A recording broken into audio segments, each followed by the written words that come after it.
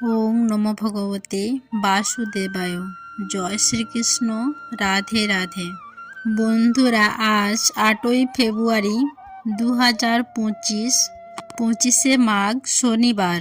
আজকের দিনই সম্পন্ন হচ্ছে মাঘ মাসের শুক্লপক্ষের জয়া একাদশী বা ভৈমী একাদশী। বন্ধুরা, আজকের দিনে অনেকেই হয়তো একাদশী পালন করছেন, শ্রী হরির উদ্দেশ্যে ব্রত রেখেছেন ও পুজো করছেন। এই জয়া তথা ভৈমী একাদশী সম্পর্কে শাস্ত্রে বলা হয়েছে, এই একাদশী পালন করলে শ্রী বিষ্ণু ও মা লক্ষ্মীর আশীর্বাদ লাভের পাশাপাশি ব্যক্তির নিম্নজনের জন্মলাভ থেকে স্বর্গপ্রাপ্তি ঘটে।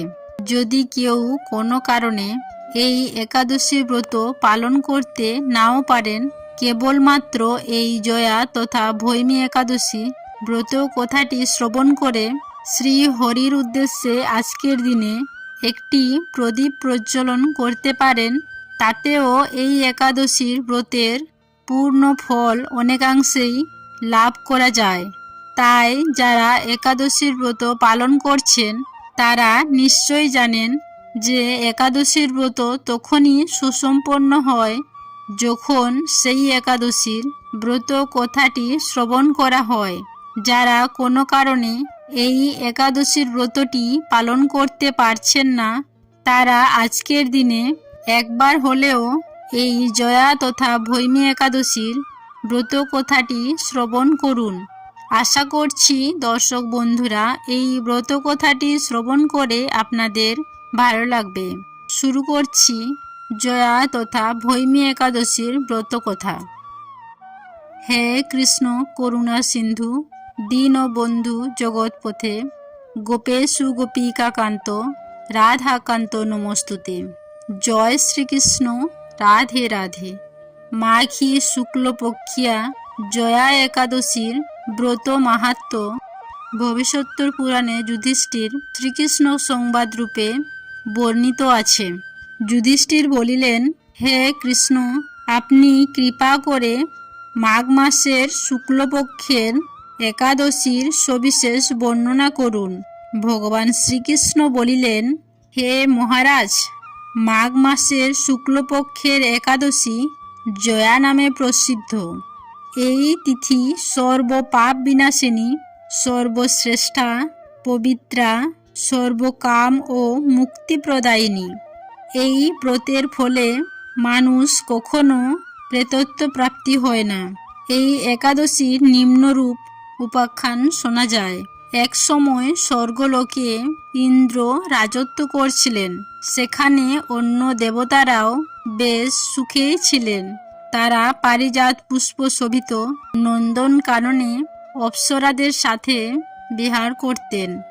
একদিন 50 কোটি অপ্সরা নায়ক দেবরাজ ইন্দ্র স্বেচ্ছায় আনন্দ করে তাদের নৃত্য করতে বললেন। নৃত্যের সাথে গন্ধর্বগণ গান করতে লাগলেন। পুষ্পদত্ত চিত্রসেনের পত্নীর নাম মালিনী।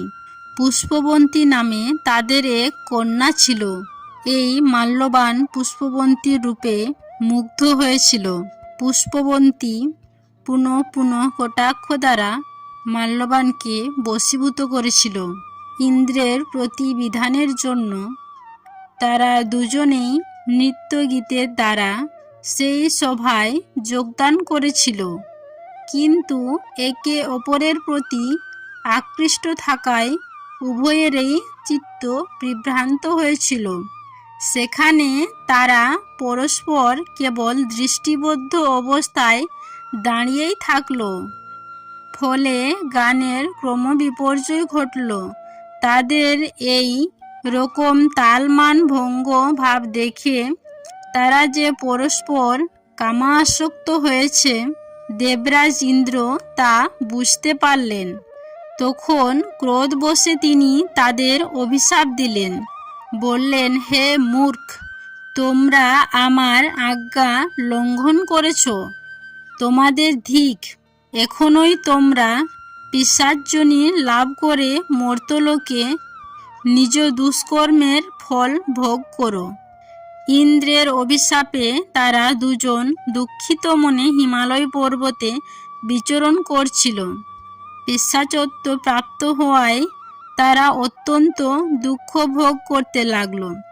হিমালয়ের প্রচণ্ড শীতে কাতর হয়ে নিজেদের পূর্ব পরিচয় বিস্মৃত হলো। এইভাবে অতি কষ্টে সেখানে দিন যাপন করতে লাগলো। একদিন পিশাচ নিজ পত্নী পিশাচীকে বলল, সামান্য মাত্র পাপ করিনি, অথচ নরক যন্ত্রণার মতো পিশাচত্ব প্রাপ্ত হয়েছি। অতএব এখন থেকে আর কখনো কোনো পাপকর্ম করব না। এইভাবে চিন্তা করে তারা সেই পর্বতে মৃতপ্রায় বাস করতে লাগল। মাল্যবান ও পুষ্পবন্তীর পূর্বকোণ পূর্ণবশত সেই সময় মাঘী শুক্লপক্ষিয়া জয়া একাদশী তিথি উপস্থিত হল। তারা একটি অশ্বত্থ বৃক্ষতলে নিরাহারে নির্জলা অবস্থায় দিবানিশি যাপন করল। শীতের প্রকোপে অনিদ্রায় রাত্রি অতিবাহিত হল। পরদিন সূর্যোদয়ে দ্বাদশী তিথি উপস্থিত হল। জয়া একাদশীর দিন অনাহারে ও রাত্রি জাগরণে তাদের ভক্তির অনুষ্ঠান পালিত হল। এই ব্রত পালনের ফলে ভগবান বিষ্ণুর কৃপার দ্বারা পিশাচত্ব দূর হল। তারা দুজনেই তাদের পূর্বরূপ ফিরে পেল। তারপর তারা স্বর্গে ফিরে গেল। দেবরাজ তাদেরকে দেখে অত্যন্ত আশ্চর্য হলেন। তিনি জিজ্ঞাসা করলেন, কোন পুণ্য ফলে তোমাদের পিশাচত্ব রূপ দূর হয়ে আমার অভিশাপ থেকে তোমরা মুক্ত হলে? কারা তোমাদেরকে এই জগৎ থেকে মুক্তি দিল? মাল্যবান তখন বললেন, হে প্রভু, ভগবান বাসুদেবের কৃপায় জয়া একাদশী ব্রতের পূর্ণ প্রভাব আমাদের পিশাচত্ব দূর হয়েছে। তাদের কথা শুনে দেবরাজ ইন্দ্র বললেন, হে মাল্যবান, তোমরা এখন থেকে আবার অমৃত পান করো। একাদশী ব্রতে যারা আসক্ত এবং কৃষ্ণ ভক্তি পরায়ণ তারা আমাদের পূজ্য বলে জানবে। এই দেবলোকে তুমি পুষ্পবন্তীর সাথে সুখে বাস করো। এই জয়া একাদশীর ব্রত ব্রহ্মহত্যাজনিত পাপকেও বিনাশ করে। এই ব্রত পালনে সমস্ত প্রকার দানের ফল লাভ করা যায়। সকল যজ্ঞ ও তীর্থের পূর্ণ ফল এই একাদশী ব্রতের প্রভাবে আপনা হতেই লাভ হয়। অবশেষে মহানন্দে অনন্তকাল বৈকুণ্ঠ বাস হয়। এই জয়া একাদশী ব্রত কথা পাঠ ও শ্রবণে অগ্নিষ্টম যজ্ঞের ফল পাওয়া যায়।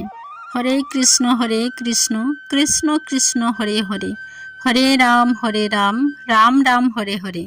আশা করছি দর্শক বন্ধুরা আজকের এই জয়া একাদশীর ব্রত মাহাত্ম্য কথা শ্রবণ করে আপনাদের ভালো লেগেছে। ভালো লাগলে লাইক করবেন, পারলে শেয়ার করবেন।